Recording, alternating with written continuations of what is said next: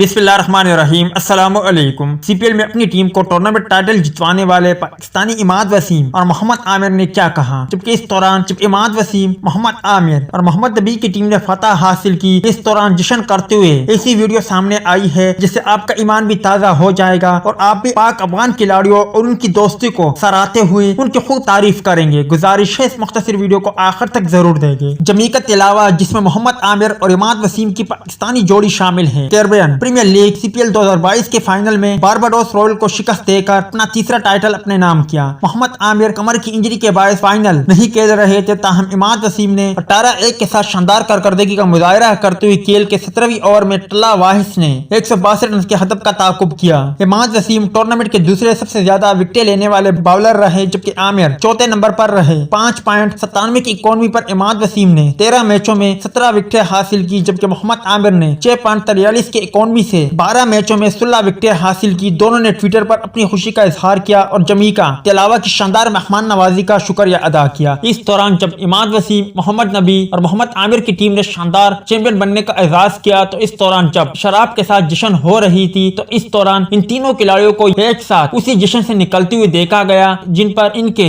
इस अमल को social media सारिफीन खूब पसंद कर रहे हैं और कह रहे हैं कि पाक अफगान खिलाड़ी एक साथ शराब के साथ जश्न को नजरअंदाज कर रहे हैं और किस तरह मोहम्मद नबी अपने दीगर खिलाड़ियों को भी इशारा कर रहे हैं कि अभी शराब के साथ जश्न हो रही है, आप यहाँ से बाहर निकलो। आप मुख्तसर वीडियो क्लिप देख सकते हो।